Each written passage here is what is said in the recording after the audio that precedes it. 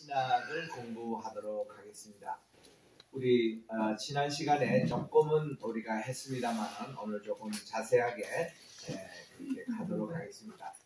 우리 여러분들 화면 공유에 거기 보시면 우리 여기 클래스 참석하신 분들도 여기 좀 켜주십시오. 여기 화면 보는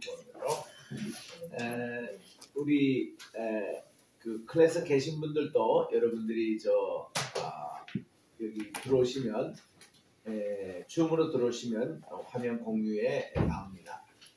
우리 예언자를 대언자라고 제가 하는 이유를 지난번에 설명했습니다. 하나님 말씀을 대신 전하는 자다, 그런 뜻으로 대언자. 그래서 그분들은 하나님 말씀을 전하는 설교자였습니다. 그리고 본래 이 선지자의 용어는 선견자로도 불리기도 했습니다. 선견자라는 것은 미리 본다라는 그런 것으로 우리가 이제 번역을 한 말인데, 이 선견자에 대해서는 우리 로에라는 히브리 말, 로에라는 단어도 있고 또 호세라는 말도 있습니다. 호세, 이렇게 우리 로에 호세라고 이렇게 부르는데, 우리 한번 따라할까요? 로에, 호세, 이렇게 두 가지 발음이 전부 다 이 선견자라고 우리 한국말에는 번역하고 있습니다. 예를 들면 사무엘상 9장 9절, 11절, 18절, 22절에 보면 모두 사무엘을 선견자라고 부릅니다. 선견자를 찾으러 간다, 선견자, 이렇게 나오고요. 또 갓이라는 분, 이분도 선견자라고 불렀습니다. 갓. 또 아나냐, 이분도 선견자라고 이렇게 불렀습니다. 이런 선견자의 이름이 많이 나옵니다. 우리 또 그 전에 보면은 이 선지자라고 이제 우리 성경에서 번역된 이 말을 우리가 나비라고 이제 얘기하는데, 이 나비는 우리 한국말에는 나비 그러잖아요. 근데 히브리 말의 이 나비는 이게 액센트가 뒤에가 있습니다. 우리 따라합시다. 나비. 네, 비 여기에 액센트가 있거든요. 나비라는 이 말은 무슨 말인고 하니 누구의 말씀을 대신 전하는 이런 뜻입니다. 이게 아카디언이라는 이 히브리 언어의 조상이 되죠. 이 할아버지가 되는 이 아카디언에서는 이거를 나부라고 그렇게 얘기했습니다. 이 나부라는 말이 말을 이렇게 전달하는, 할 때에 우리가 어린아이가 제일 먼저 발음할 때에 양순 말 이렇게 한다고 그래요. 엄마, 아빠, 이게 전부 다 빠, 이게 입술과 입술 사이에 나는 이 소리죠. 그래서 나부라는 이 말 자체가 이렇게 우리 첫째 언어를 사용할 때 쓰는 그런 말이라고 그럽니다. 그 말을 이렇게 대신 전하는 사람을 이제 이 나비라고 그렇게 얘기하는데, 이 나비의 이제 복수가 이제 네비임입니다. 네비임. 우리 따라할까요? 네비임. 네비임이라는 것은 선지자들 이런 말이에요. 그래서 우리 구약을 토라, 또 네비임, 또 케투핌 이렇게 얘기하지 않습니까? 이게 성경에 말하는 5경, 창세기부터 신명기까지, 네비임은요, 우리 예언서, 선지서 하는데 히브리 경전을 분류할 때는 두 가지가 다 쓸 수 있습니다. 역사서도 네비임이라 그래요. 우리 여호수아, 사사기, 사무엘 상하, 열왕기 상하, 이 모든 역사서를 네비임이라 그래요. 이거를 뭐라고? 전기 예언서, 전기 선지서, 그렇게 얘기합니다. 그리고 우리가 지금 얘기하는 예언서, 이거를 후기 예언서, 느빔이라고 그래요. 그러니까 요 카테고리 속에 두 가지 책이 다 포함되어 있습니다. 그리고 캐티품, 이 캐티품 이거는 이제 시문학, 성문이라고 그러는데 이거를 하기오그라파라고 이제 레틴 말에서 그렇게 얘기하는 거예요. 시문서, 성문서 이렇게 얘기해서 모두 22권.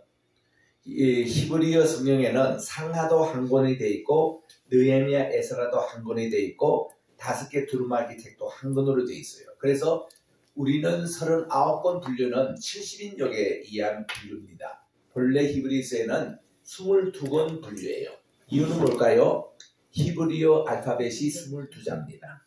22자이기 때문에 22요 개체로 22권 분류합니다. 자, 그러면 우리가 지금 배우고 있는 예언서를 어떻게 구분하냐면은 대예언서와 소예언서로 구분을 합니다.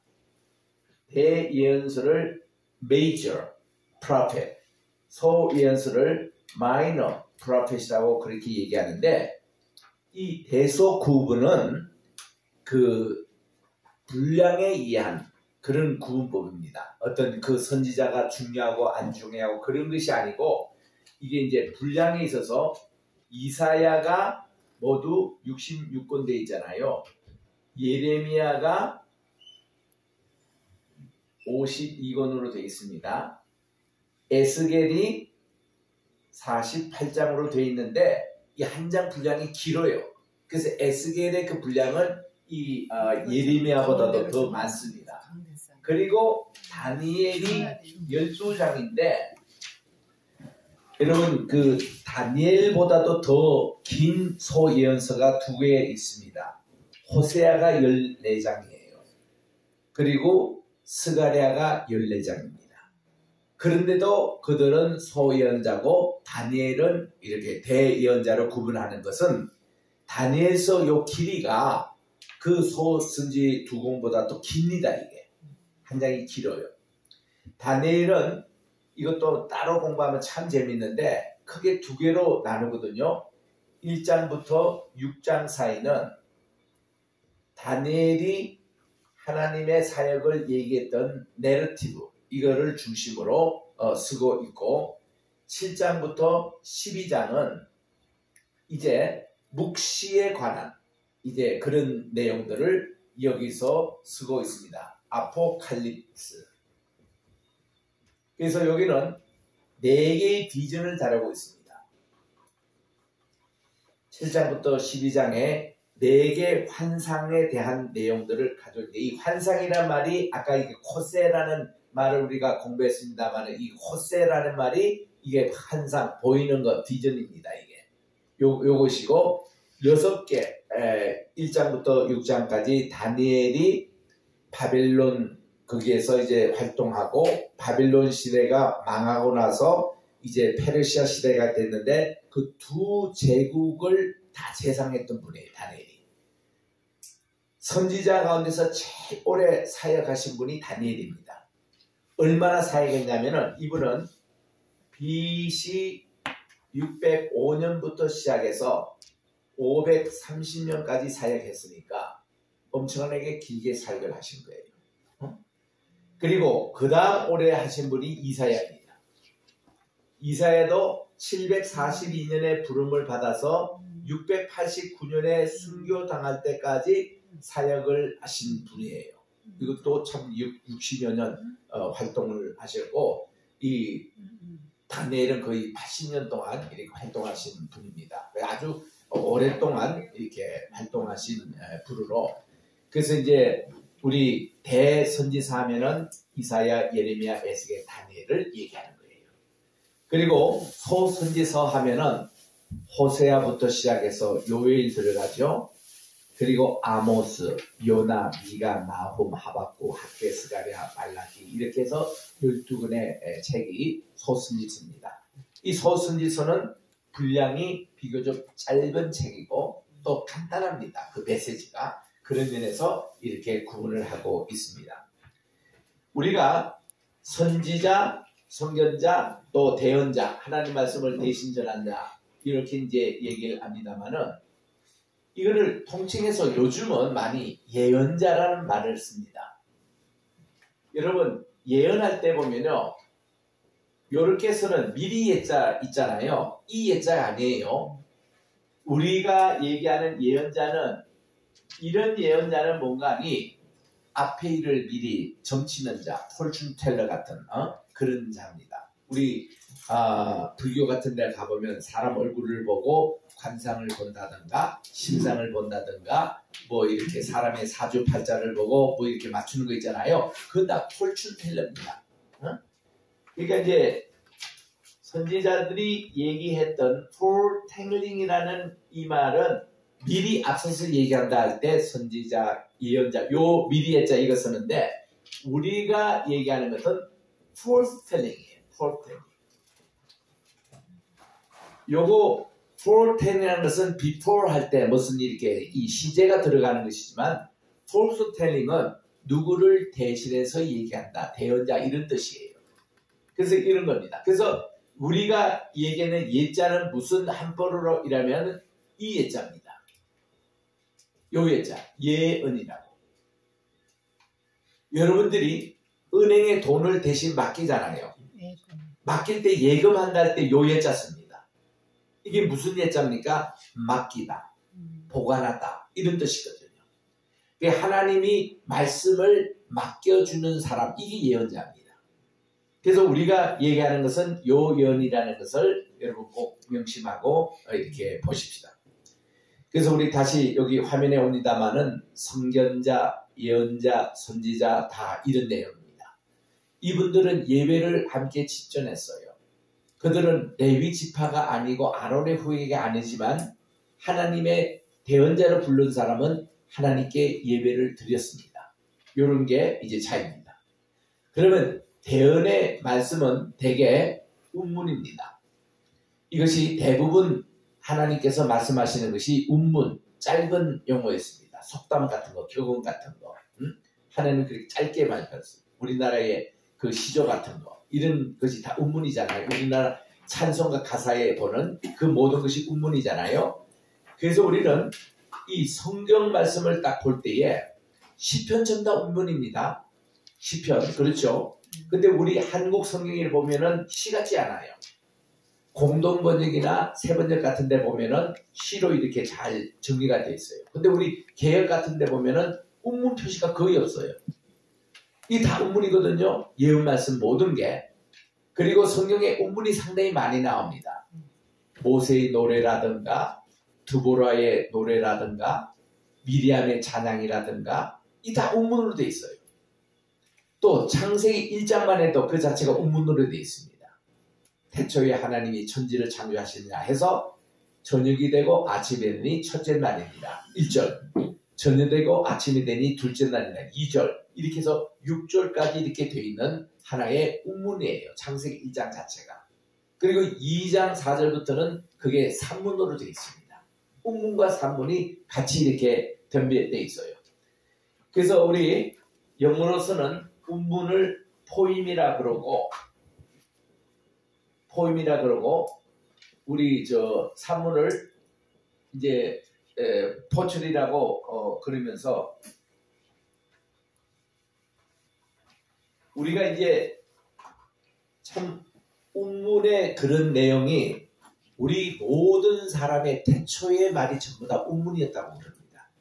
자, 우리 애기가 이제 말을 처음에 배웁니다.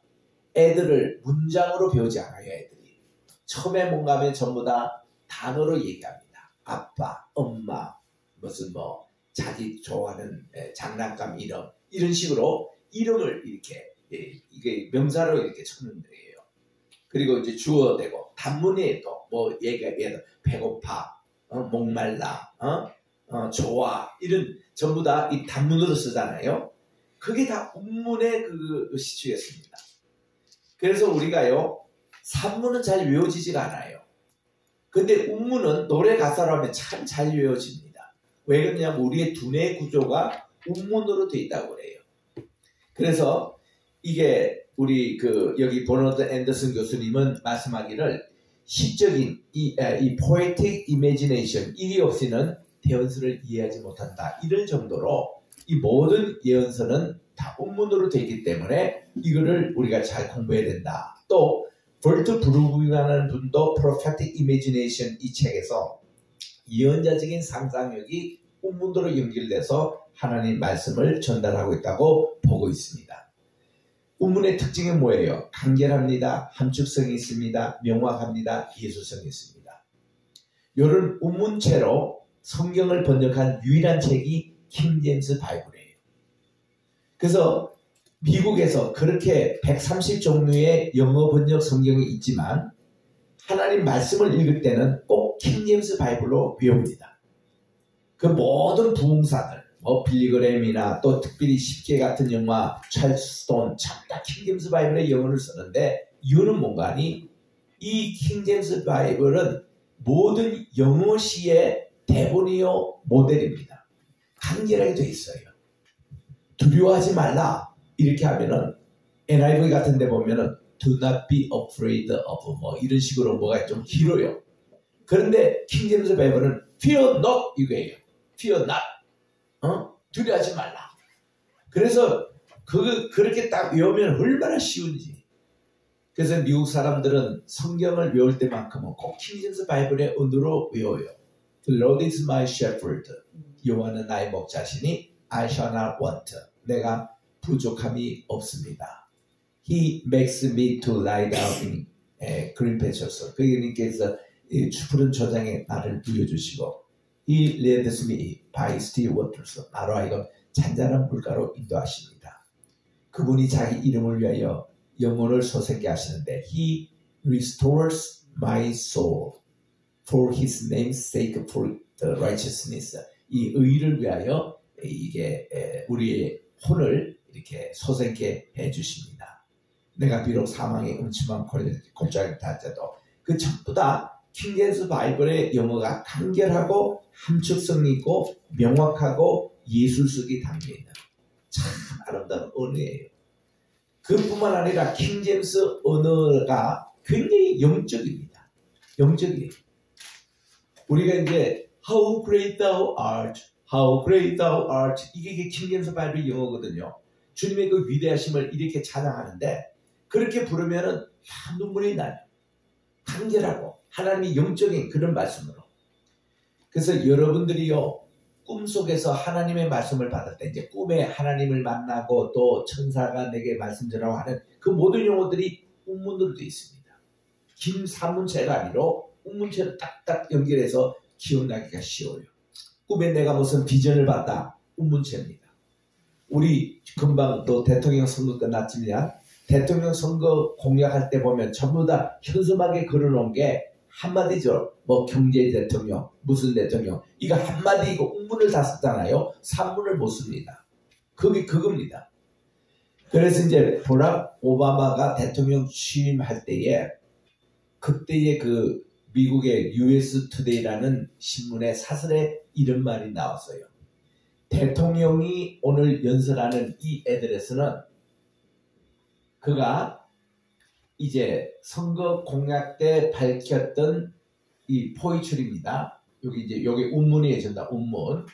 이 운문을 이제는 현실에 들어옵니다. 프로즈입니다. 산문이에요. 산문. 그러니까 대통령의 취임 연설은 어떤 역할을 하느냐면 이 선거 공약 때 받은 이 운문을 이제는 현실에 이게 실천해야 됩니다. 대통령들이. 이거를 실천하는 산문으로 만드는 가교의 역할, 브리지 역할. 이게 바로 대통령의 취임 연설이라는 그런 유명한 책을 썼습니다.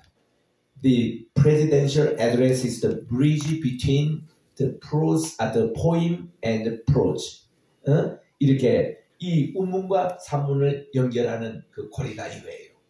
어떤 면에서는 하나님의 말씀, 우리가 기도하며 하나님 말씀 받는 게 다 운문이었습니다. 그러면 설교자는 이것을 산문으로 풀어주는 사람이에요. 이거를 하나님은 사랑이시다. 그러면 여기서 왜 하나님의 사랑이신지 그에 대해서 이렇게 얘기를 풀어가는 이것이 예언자요, 설교자요, 또 그런 이제 모십니다. 그래서 우리 성경을 해석할 때도 참 이거 조심해야 되는 거예요. 성경에 나오는 것은 모든 거 다 얘기를 하지 않습니다. 함축성 있고 명확하고 간결하게 그렇게 된 것을 이렇게 하는 산문이에요. 또 한편에서는요, 설교에서 꼭 이 얘기합니다.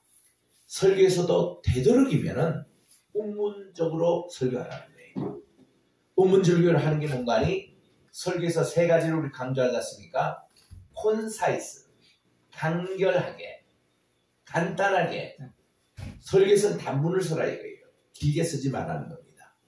웅변하는 사람이나 선거 운동하는 사람이 될 때에 한 문장이 길어버리면은 이게 그만큼 힘이 떨어집니다. 하나님은 사람이십니다. 복음을 믿으십시오. 회개하라. 이렇게 돼야지. 여러분 이렇게 해서 회개해야 합니다. 이러면 이게 확 떨어집니다. 그러니까 우리가 하나님의 말씀 메시지 들을 때도 이렇게 단문으로 나가야 돼요. 예수님께서 천국이 가까웠습니다. 때가 찼습니다. 복음을 믿으세요. 회개하세요. 이렇게 주님께서 설교하셨거든요. 그러니까 우리 단문합니다. 우리 장로님께서 전도하실 때도 단문으로 설교하십니다. 하나님이 여러분 사랑하십니다. 하나님은 사랑입니다. 이렇게 되는 거지, 그죠? 길게는 못해요. 근데 그 부분들이 뭐예요? 예. 그러니까 이게 우문으로 가는 거예요. 그래서 이제 설교할 때 간결하게 하라. 그리고 쉽게 하라는 거예요. 어? 설교는 쉽게 하라. 누구나 알아듣기 쉽도록. 어? 그리고 설교에서는 논리성이 있어야 된다. 앞뒤가 맞아야 됩니다. 어? 이게 뭐 앞에 이 말했다가 논리 비하를 확 하면은 사람이 못 알아들어요. 그래서 이것을 논리적으로 간결하게 그리고 쉽게 하는 게 설교에, 이게 같은 산문을 표현했더라도 이렇게 표현하는데, 시 같은 거 딱 써서 시를 딱 하나 이렇게 하면 감성을 건드리잖아요. 감동을 주잖아요. 그런 참 시 같은 것이 다 예언서입니다. 하나님이 말씀을 주실 때 우문으로 그렇게 주신 거예요. 그래서 여기에 보면은 제가 이혜인 씨도 이게 드러났습니다. 이분은 프로 캐토릭 수녀시지만 지금은 연세가 많으시죠. 이제 1년이 넘었습니다. 그분이 이렇게 시를 보면은 참 기도 많이 하신 분이에요. 그리고 영적으로 막 우리에게 이렇게 와닿는 부분이 있습니다. 그리고 그분의 그 시를 보면은 참 우리 모든 사람이 공감할 수 있는 이런 내용을 쓰거든요. 그래서 우리는 이 예언서들이 항상 이렇게 시대에 꼭 주시는 말씀으로 이분들을 내기 때문에 이 시대 배경을 잘 아셔야 됩니다. 엘리야와 엘리사, 이때는요 문서 이전의 선지자입니다. 문서 이후의 선지자는 요나서부터 시작해서 호세아, 아모스, 호세아, 이사야, 미가, 이런 분들이 다 이제 문서, 우리가 지금 얘기하는 예언서입니다. 이런 내용인데, 이분들의 활동했던 이스라엘과 남유다, 이거 남북 분열 시대 때 활동하신 분이에요. 이게 8세기입니다. 주전 8세기. 그리고 여기 이제 우리 주변에 있는 국가들, 아시리아며 바빌론이며 저 위에 히타이트며 밑에 모압이며 암몬이며 레바논이며 또 블레셋이며 에돔이며 이런 주변에 있는 열국들을 잘 아셔야 됩니다. 그래야 예레미야, 나홈, 오바댜, 하박국 다 이해가 돼요. 예레미야 때는 어땠습니까? 그분 자신은 예루살렘 성전이 무너진 것을 목격하신 분이에요. 그분은 무너지기 전에 부름을 받았다가 성전이 무너지고 나서는 이집트로 망명하신 분이에요. 예레미야가. 나무는 누굽니까? 나홈의 그 메시지는 니느웨 성에 무너진 것을 열망했던 분이에요. 오바다는 뭡니까? 에돔. 그리고 하박국은 뭡니까? 하박국은 이 요시야 이 개혁을 일으키고 참 기대가 많았는데 이 요시야가 일찍 요절했습니다. 느보 왕, 이집트의 느보 바로의 침공을 받아서 일찍 죽는 바람에 하나님의 정의가 땅에 떨어진 게 아닙니까? 어찌 악이 더 성합니까? 이게 돼서 하박국은 하나님께 질문했던 내용이에요. 그러나 하나님은 의인은 믿음으로 말미암아 살리라, 이 대답을 주실 때에 하박국은 아멘 하고 그 다음부터는 그는 감사의 사람으로 바뀌었습니다. 하나님의 하시는 일이 다 감사해요. 그래서 비록 무화과나무가 우승치 못하고 우리의 또 짐승이 없더라도 나는 하나님을 인해서 내가 기뻐 뛰고 그렇게 나가겠다. 이것을 하박국이 얘기했던.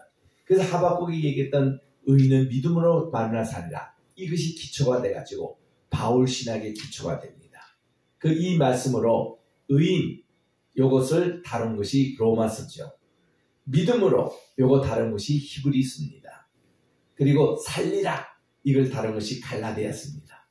그래서 바울의 3대 서신인 교리서입니다. 로마서와 히브리서와 갈라디아서 이거 모두가 이 하박국 2장 4절에 있는 대로 의인은 믿음으로 살리라. 그 내용을 가지고 이 기독교의 교리를 만들고 바로 신약 신학의 기초를 만들었던 분이 바울 사도입니다. 포로 전에 예언자들 이렇게 우리 정리를 해보면은 아모스가 있습니다. 호세아 사역이 있습니다. 미가가 있습니다. 이사야 있습니다. 이분들의 이런 사역이 이렇게 길게 이렇게 형성돼 왔잖아요. 그리고 나홈이 있는데 이것이 그 시대에 있었던 그런 사역들입니다.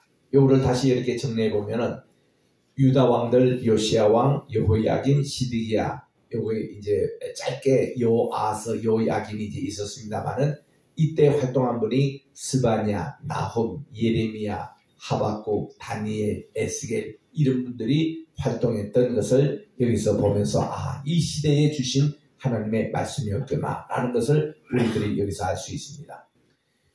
또 이렇게 여기 보면은 요엘, 오바댜 계속 다니엘은 제일 길게 활동하신 분입니다.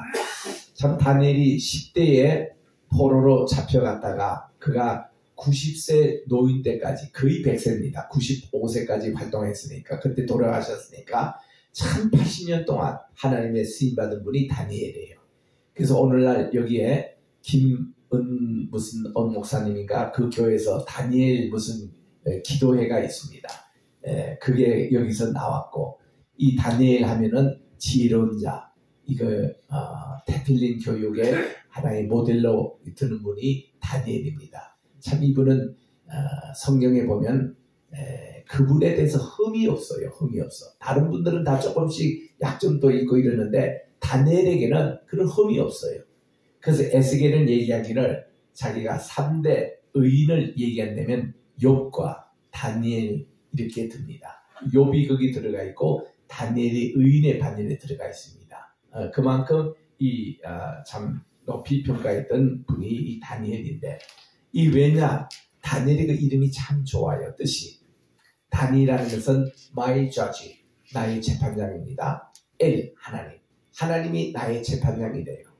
그래서 이 다니엘은 모든 재판권 심판권을 하나님께 맡긴 사람이었어요. 그래서 그에게는 실수가 없었습니다. 하나님이 기뻐하셨어요. 내가 뭐 판단하고 한다. 이게 뭡니까? 선과 악을 내가 따먹을 때에 내가 그렇게 변한 거예요. 심판권이 하나님이 있는데 그것을 내게로 돌린 것이 선과 악을 알게 하는 나무를 따먹으면서부터 인간은 자기 자신도 심판하고 자기가 불러먹은 모습도 수치력이고 또 남의 불구모습 모습도 보이고 하늘의 것은 가리고 땅의 것을 이렇게 찾는. 그래서 우리들이요 남을 재판한다, 남을 심판한다 굉장히 조심해야 됩니다. 그는 하나님의 일이기 때문에. 요셉이가 그런 얘기했잖아요. 아버지가 돌아가셨어요. 형님들끼리 의논했습니다. 자, 우리 형들 다 모여보시오. 저 요셉 저 동생 총리께서 아버지가 살아계셨으니 우리에게 원한을 안갚음을 안 하셨는데 지금은 이게 좀 불안하다 이거죠. 그래서 우리가 이 아버지의 그 사랑을 우리들이 계속 잊기 위해서라도 우리가 먼저 선수 칩시다. 그래서 저들이 요셉 총리에게 찾아갔습니다. 정말 진심으로 요셉 앞에 무릎을 꿇었습니다.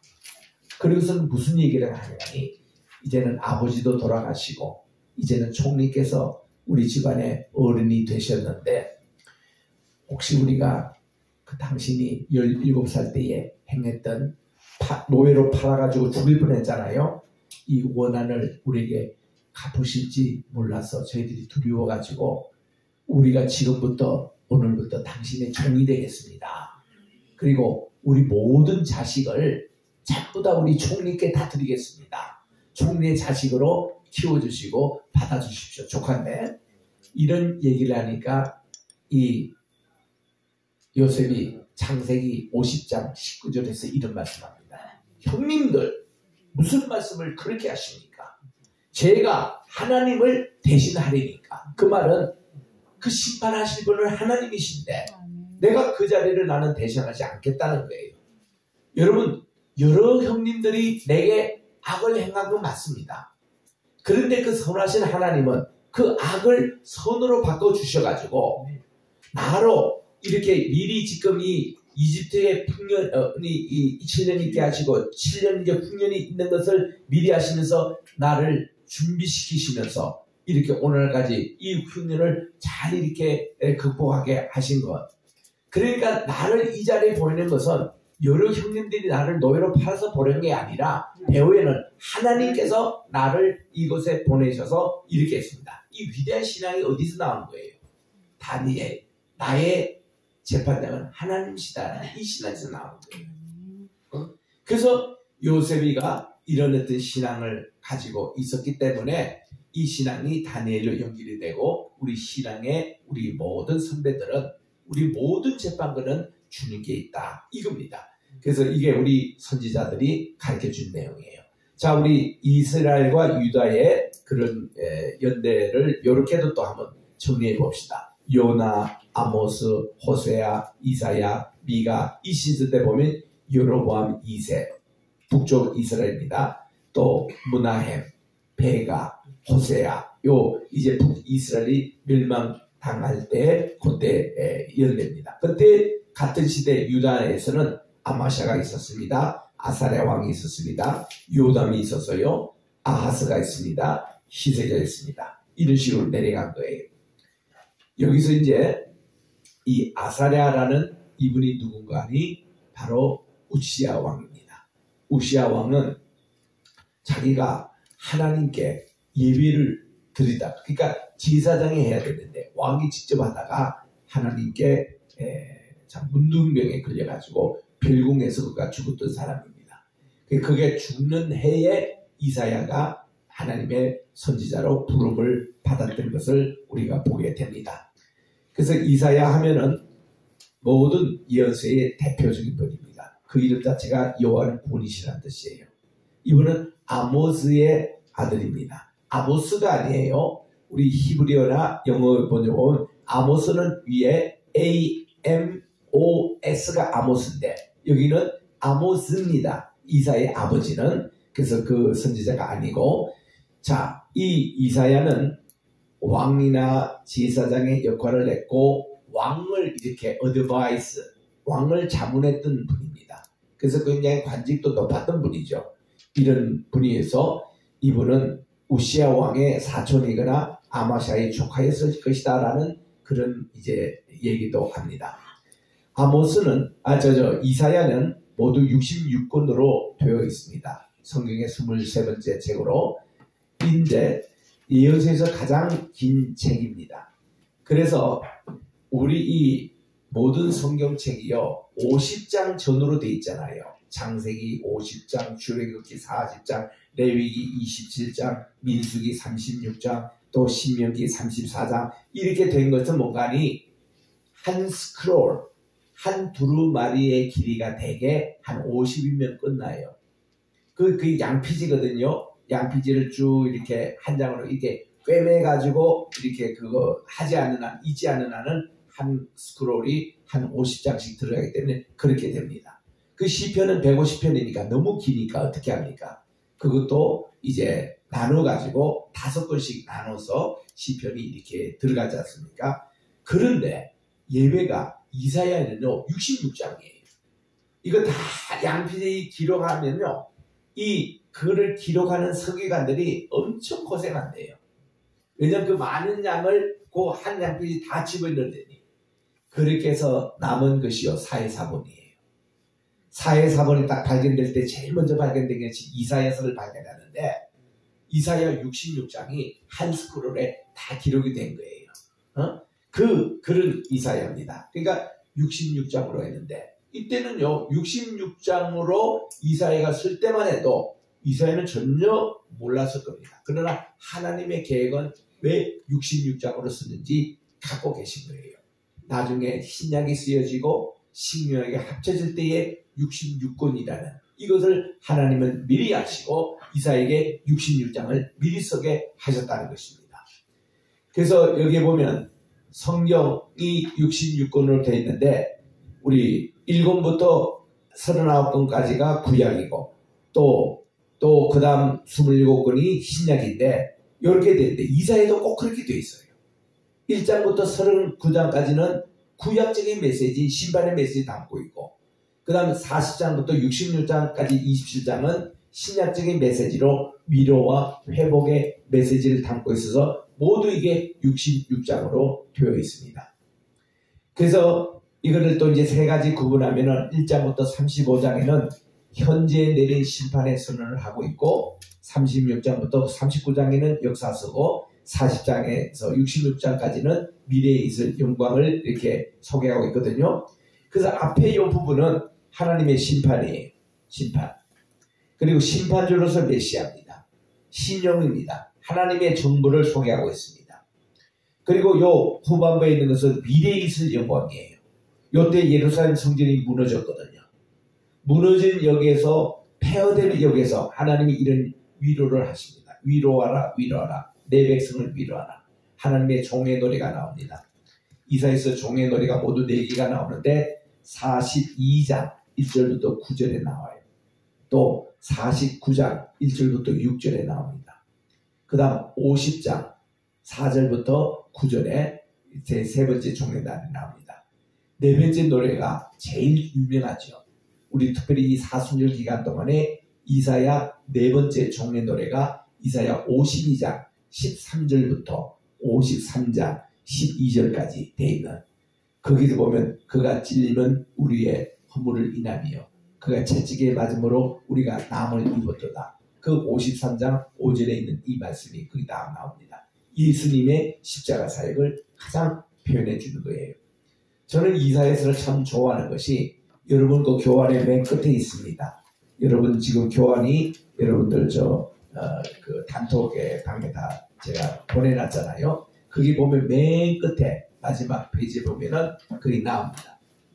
여기 이제 맨 마지막에 보면은 거기에 이사야의 내용이 복음하고 연관이 돼가지고 저렇게 이제 다 나오는데 예수님의 오실 것을 약속한 것, 또 성유신의 사건, 또 지상 천국 선교의 사역, 네 번째 순환과 십자가, 부활, 승천, 재림 이 모든 게 이사야에서 다 나옵니다.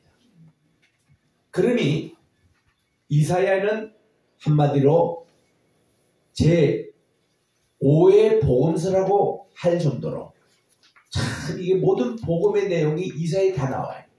우리 마태, 마가, 누가, 요한 복음 나오잖아요. 제5번째 복음서가 이사야라고 얘기합니다. 이만큼 신약하고 밀접하게 관계되는 모든 복음의 내용이 여기 다 나옵니다. 그래서 이사야 여기도 키아즘 구조로 되어 있습니다. 이 키아즘 구조는 다 이렇게 짝을 이루고 있는 이사야 1장 35장까지 내용이 열국 심판을 중심으로 열국 심판이 Oracle against the nations 이 열국에 하나님 주신 말씀으로 왜 바빌론, 아시리아, 블레셋, 모압, 다메섹, 이집트, 구스, 그리고 에돔, 아랍, 또 아람, 예루살렘, 두로 이 모든 열국들을 하나님이 왜 다 심판했음을 하신다면 하나님은 우주의 하나님, 열국의 하나님, 모든 백성들 하나님.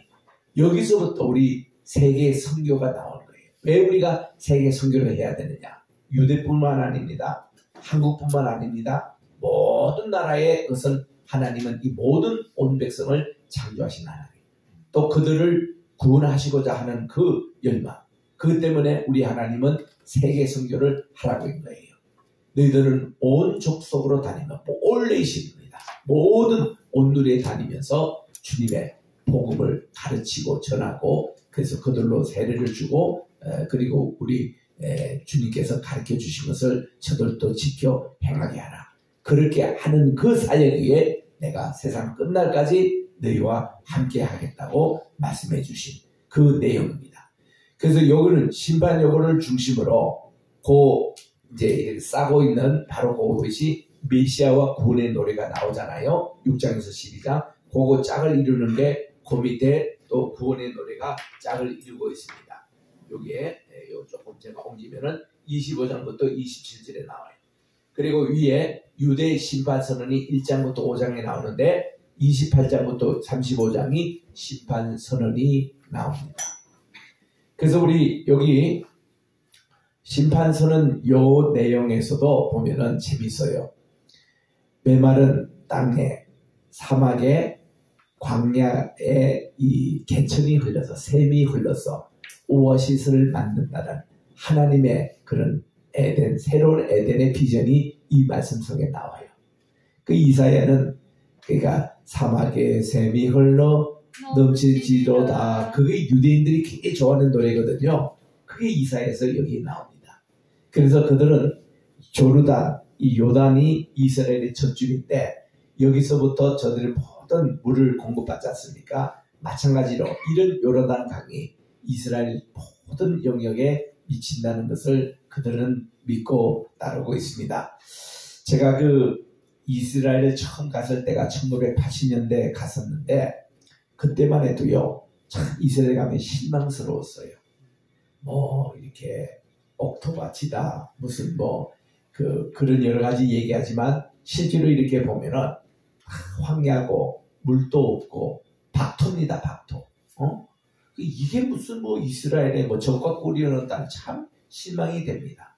그런데요 제가 갈 때마다 느끼는 게 이스라엘 그 땅이 점점 옥토가 되고 있다는 사실이에요. 비결이 뭔가 했더니 이스라엘 땅은 참 재밌습니다. 그냥 그게 비가 오지 않고 있으면 박토예요. 근데 비만 왔다고 하면 그게 옥토로 변합니다. 비만 오면 돼요. 그래서 이제 전 세계에 흩어진 유대인들이 1800만이었거든요. 그때 여기에 이스라엘 살았던 유대인들이 400밖에 되지 않았습니다. 그래서 이런 유대인들이 전부 다가 1800만 유대인들이 1년에 1불씩 거두자예요. 1불씩 돈으로 가면 얼마입니까? 1800이니까 1800만 원. 굉장히 많죠. 그죠? 근데 1불씩만 내겠어요? 더 이상 내지요. 낸데 우리 지금 김성학 장로님 모셨는데 이쪽으로 들어오시죠. 지금 본당으로 들어와 계시는데 그래서 이제 이들이 다 돈 냈던 이것을 가지고 뭐를 했냐면은 갈릴리에서 내려오는 요르단 강고 그 적줄에 이 수도 파이프를 전부 다 거기 대는 거예요. 수도 파이프를 대가지고는 이거를 쭉 물을 거기서 공급을 받습니다. 그래서 그 모든 그 파이프에 다 이렇게 구멍을 내게끔 해가지고 컴퓨터 장치로 몇 초에 한 방울씩 나오게끔 했어요. 좀 물이 없는 지역은 10초 단위로, 물이 조금 비가 그래도 좀 오는 지역은 5초 단위로 이 물을 공급을 하고 이스라엘의 그 땅에 이거를 심었습니다. 심었더니 정말 그 땅이 옥토로 변하는 거예요. 그래서 거기 종려나무를 심고 과일나무를 심고 해서 이스라엘 갈 때마다 숲이 점점 들어갑니다. 그 지금 가면 상당한 모든 게 이게 잔디밭으로 변해 있고 아네모네 이 꽃이 나고 늘 이런 모습을 보게 됩니다. 그래서 이 이사야 34장에 나오는 이 내용이 너무 좋아서 제가 한번 읽어보도록 하겠습니다. 이사야 33장, 34장 이게 하나님의 심판의 메시지를 전하면서도 이 자리가 35장에 제가 있습니다. 광야와 메마른 땅이 기뻐하며 사막이 백합화같이 피어 즐거워하며 무성하게 피어 기쁜 노래로 즐거워하며 레바논의 영광과 갈멜과 사론의 아름다움을 얻을 것이라. 그것들이 여호와의 영광 곧 우리 하나님의 아름다움을 보이리라. 그리고서는 5절에 보니까 예수님께서 대답하신 내용이에요. 이 말씀을 인용해서 자 5절에 보니 그때에 맹인의 눈이 밝아질 것이고 못 듣는 사람의 귀가 열릴 것이고 그때 이 저는 자는 사슴같이 뛸 것이고 말 못하는 자의 혀는 노래하느니 이는 광야에서 물이 솟겠고 사막에서 시내가 흐를 것이니라. 아멘. 이게 황무지에서 장미같이 피는 이런 비전을 했는데 유대인들이 이걸 가지고 찬양을 한 것이 바로 우리 한국에도 우리 어린아이들 찬송이 나온 대로 사막에 물이 흘러 넘쳐나리라. 또 사막에 꽃이 피어 날래내리라. 주님이 다스릴 그 나라가 되면은 사막에 꽃동산들이. 그거 우리 성교수들한테 참 많이 부릅니다. 이거 찬송. 예, 그 내용. 이게 바로 메시아의 나라가 있다라예요. 그럼 이 나라는 또 어떤 나라면 이제 이사야 저기 9장에도 나오고 11장에도 나옵니다만은 그 아이하고 짐승이 함께 살아요. 독사도 함께 살아요. 그때는 독도 없기 때문에 어린아이가 독사의 굴에 넣어도 손에 해함받지 않습니다. 상함을 받지 않습니다. 이런 나라가 온다는 거예요. 자, 이게 우리 이사야가 꿈꾸는 그런 나라였습니다. 자, 그 다음 페이지에 봅니다. 예레미야서를 우리가 봅니다. 예레미야서의 구절에 보면 모두 52장인데 역시 키아전 구조로 되어 있어요. 이사야의 초명을 다루는 게 1장. 맨 마지막 장은 예루살렘의 멸망을 얘기합니다. 588년 BC 이때 예루살렘이 멸망이죠. 그 다음 멸망 전 유다와 예루살렘 예언에 대해서 2장에서 35장이 나오는데 열국에 대한 것이 46장부터 51장이 나옵니다. 그리고 멸망 전 역사의 설화에 대해서는 이제 36장에서 38장이 나오는데 멸망 후에 대해서는 히닷입니다. 40장에서 45장. 그리고 터닝 포인트에 해당되는 39장이 예루살렘 성의 멸망이었습니다. 그 예레미야는 BC 627년에 시작해서 그가 582년에 순교를 당했거든요. 그 예레미야 저쪽에 이집트에 망명 가가지고 그때까지 쭉 내용입니다. 감사하게도요, 이 예레미야가 그야말로 그가 하나님의 성전이 무너진다는 거 말씀을 받고 성전의 모든 중요한 기구 있잖아요. 지성소에 있는 기구부터 성소에 있는 거, 성소 밖에 있는 이 모든 기구를 자기의 무덤에 다 갖다 뒀습니다. 그리고 자기 무덤 여기가 마지막 유대의 마지막 왕인 시드기야가 바벨론 포로 잡혀갔다가 두 눈이 빼이고 두 아들이 보는 앞에서 그가 순교를 당했거든요. 죽음을 당했습니다. 그 시신을 자기 무덤에 모셔둔 분이에요. 예레미야가.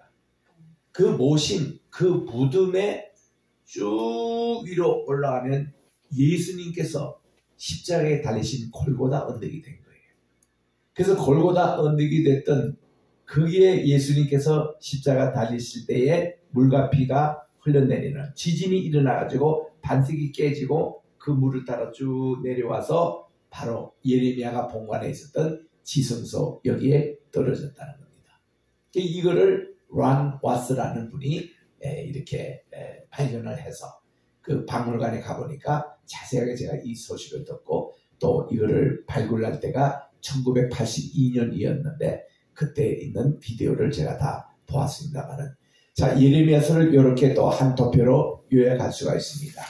1장부터 52장 머릿말부터 맺는 말까지 요시야 왕 때부터 느부갓네살의 원년 또 요시야 왕들의 아들들의 포로 그리고 열방에 대한 이런 글로 쭉 한마디로 요약되고 있습니다.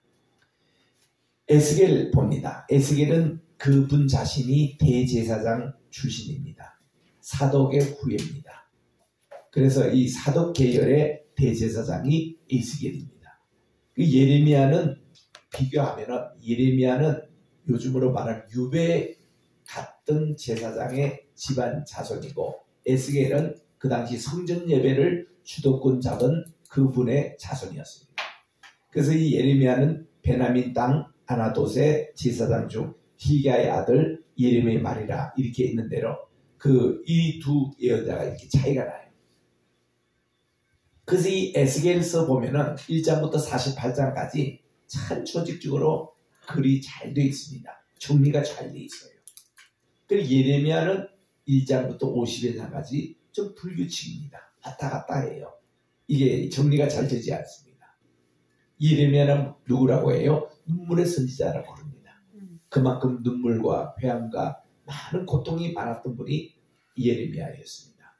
그에 비해서 에스겔은 상당히 이게 2차 포로 때 잡혀갈 정도로 고위층이었어요.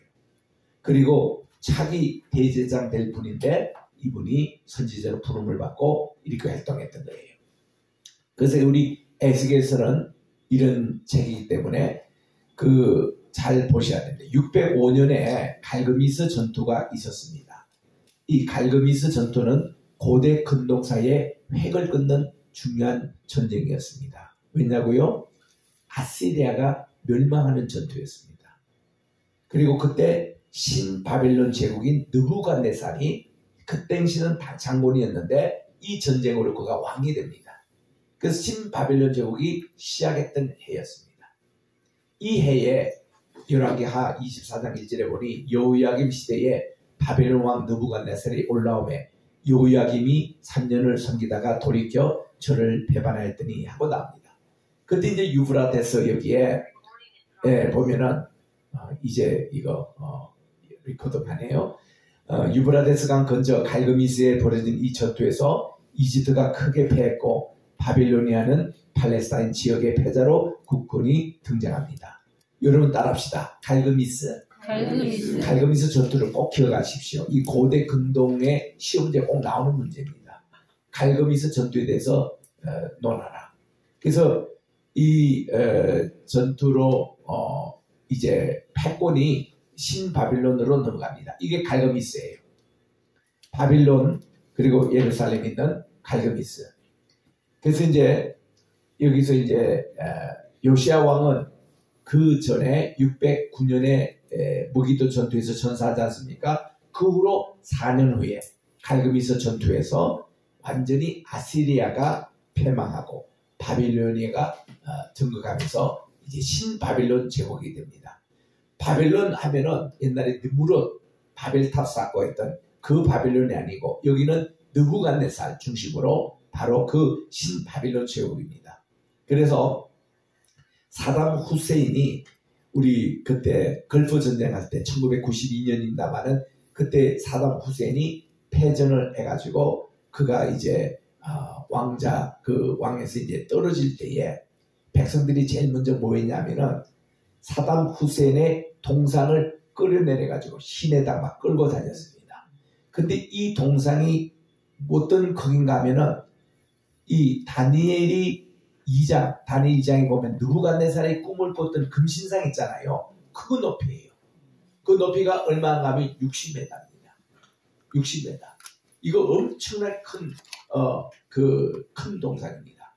그 꽃 같은 크기로 사담 후세인이 자기가 제2의 느부갓네살에서 세웠던 그 동상이 걸버지는 때 그가 패망하니까 그 동상이 끌어져 내렸던 거예요. 근데 미안하게도요. 우리나라에도 그 꽃 같은 동상, 보기 싫은 동상이 2개가 있습니다. 평양에 있어요. 김일성이와 김정일이라는 동상이 꼭 그렇게 했어요. 정은이도 지도 제 3번째 만들고 지금 준비하고 있다는 겁니다. 저놈들 목 다 그냥 끌어가지고 시내 끌고 다녀야 돼요. 이제 우리 통일화되면은. 그게 느부갓네살 봤던 그 금신상과 꽃 같은 것을 만들어 놓고 이렇게 우상하고 섬기고 있는 거예요. 이때 이제 요시야 왕의 그 이분에 보면요. 아들들이 요아스와 요야김과 요야김이라는 아들이 있습니다. 근데 요시야 왕 때 보면요. 자, 요아스도 왕이 됐죠. 요야김도 왕해 먹었죠. 그 아들이 요야김까지 왕해 먹었잖아요. 그런데 시드기야 자기는 요시야의 막내 아들인데 나 나도 왕해야 되겠다. 이방인처럼 지도 왕이 된 거예요. 시드기야가. 그래서 이 시드기야가 제일 유대 왕으로서 마지막 왕이 된 겁니다. 그러니까 이제 여호야김까지 왕이 됐는데 삼촌이 왕이 된 거예요. 그러니까 요시야를 보면은 참 이분이 훌륭한 분이에요. 이분은 자기 그 할아버지 므낫에 이어서 왕이 됐지만 이 우상을 다 척결하고 저 정말 개혁 운동하고 하나님께 예배드리고 의로운 왕이라고 불렀던 그분인데 이분이 잘 나가면 그냥 얼마나 성군이 됐을 텐데 그분이요 이제 괜히 저 밑에 이집트에서 북쪽으로 이제 전쟁하는 느보 왕이 이렇게 이제 진격할 때에 그 전쟁에 그냥 참여를 한 거예요. 모든 전쟁은요 다윗처럼 해야 됩니다. 항상 다윗은 하나님께 물었거든요. 이 전쟁에 제가 참가해야 됩니까? 말해야 됩니까? 할 때는 백전백승을 했어요. 하나님께 묻고 하는 전쟁은. 그런데 이것은 요시야는 하나님께 묻지 않고 그냥 참전했다가 거기서 609년 전투에 죽고 맙니다. 그러니까 그렇게 의롭고 예배 잘 드리고 착한 왕은 좀 오랫동안 사역해서 해야 되는데 그의 죽음이 이스라엘 전체에 큰 충격을 주었습니다. 그게 이제 하박국에게도 충격을 줬잖아요. 예레미야에도 충격을 줬습니다. 하나님 왜 이렇게 요시야 왕이 일찍 죽어야 합니까? 그리고 더 안타까운 것을 보세요. 그러면 그분의 믿음을 본받다가 여호와서 여호야김, 시드기야, 여호야김 이분들이 신앙적으로 좀 살았던 왕이 좀 있어야 되지 않겠나? 한 사람도 없었어요. 한 사람도 다시 또 우상을 다 숭배합니다. 하나님의 보이는 다 악한 왕이 되는 거예요. 이서 유다 자체가 왕정이 끝나는 겁니다. 이거 볼 때 우리는 요시야가 우리가 피상적으로 보는 의의 왕이 맞느냐? 자신을 보니까 아니다 이거예요. 그래서 그런 안타까움이 우리에게 있는 겁니다. 3번 유배를 가졌고 귀환할 때도 3번 귀환한 거거든요. 그거 지금 정리한 거예요. 3번 유배는 605년 바로 갈그미시 전투 끝나고 났을 때에 여호야김이 폐기가 되고 두 번째 포로로 잡힌 것은 여호야김이 포로로 잡혀갔고 세 번째 것은 예루살렘이 완전히 멸망당하고 나서 시드기야가 끌려갔던 것이 3차 포로 유배간 겁니다. 그래서 이렇게 유배간 그 당시 바빌론 포로라고 흔히 얘기합니다만은 이때에 유배간 이분들이 일부는 저기 이제 그 한국까지 일본까지 이분들이 오셨다. 이런 이제 이론이 있습니다. 12지파가 이렇게 유배하면서 여기까지 왔다는 그런 것입니다. 이게 이제 그들이 흩어진 그런 내용이에요. 금방 쭉 소리가 여기서 나온 소리입니다. 여기 신바빌론 제국, 이집트, 메데, 리디아 왕국 이렇게 다 흩어졌습니다. 그래서 이제 그때의 이 역사에 아까 우리 본 내용입니다. 예루살렘 성전이 무너졌거든요. 그래서 에스겔의 키아진 구조에 보면은 에스겔은 참 정확하게 되어 있습니다. 1장부터 24장은 멸망 전, 25장부터 32장까지는 열국에 대한 심판, 그리고 33장부터 끝장까지는 멸망 후에 일어날 하나님의 그 이제 새로운 성전의 비전에 됐습니다. 여러분 에스겔이 40장에 보면요 마지막에 성전이 회복된다고 40장부터 48장에 이렇게 나오는데 이 성전에 대해서 조감들을 우리가 그려보더라도 너무 멋있는 그리고 굉장히 큰 성전이에요. 그냥 성전이 아니라 이런 성전 모습을 맨 끝절에 에스겔 48장 35절에 이거를 여호와 삼마라 그런다. 우리 따라합시다. 여호와 삼마. 여호와 삼마. 하나님이 거기 계시다 그 뜻이에요. 본래 이 성막이라는 이름이 여호와께서 거기 우리와 사신다. 출애굽기 25장 8절에 있는 그 말씀 뜻이거든요. 하나님이 거기 산다. 이거를 이사야에서는 임마누엘이라 했습니다. 보라 처녀가 잉태하여 아들을 낳을 것이니 그의 이름을 임마누엘이라 하리라. 그래서 임마누엘은 하나님이 우리와 함께 계시다 그 뜻이에요. 이 말씀을 그대로 인용한 것이 마태복음 1장 25절인데 보라 아들을 낳으리니 그의 이름을 예수라 하리라. 예수를 히브리 말로는 예수아라고 부릅니다. 그래서 임마누엘이라는 그 뜻이 예수와는 구원이라는 뜻이지만 본 의미는 하나님이 우리와 함께 계신다는 임마누엘이라는 말이거든요. 그래서 이게 여호와 삼마예요. 하나님이 거기 계신다 이 말이에요. 여호와 삼마. 이거를 또 유대인들은 쉐키나라고 얘기합니다. 하나님의 임재를 하나님의 영광이라는 용어, 쉐키라는 용어를 씁니다. 그래서 지성소에 있는 하나님의 언약궤에 있는 하나님의 불을 쉐키나라 그래요. 그래서 밤에는 불기둥으로, 낮에는 구름기둥으로, 새벽에는 불구름기둥으로 같이 이렇게 겹치니까 불구름기둥, 세 개의 기둥이 거의 다 쉐키나, 하나님의 임재, 임마누엘, 하나님이 우리와 함께, 여호와사마, 하나님이 거기 계시는, 거기서부터 이렇게 올라오는 이런 내용들을 우리가 보게 되는 것입니다. 이제 우리 곧 11시부터 우리 김성학 장로님이 오셨습니다. 우리 열기나무 저자가 오셨어요. 우리 이 책에서 이제 출애굽 우리 루트에 대한 강의를 우리 하도록 하겠습니다. 우리 다 같이 박수로 환영해 주십시오. 반갑습니다.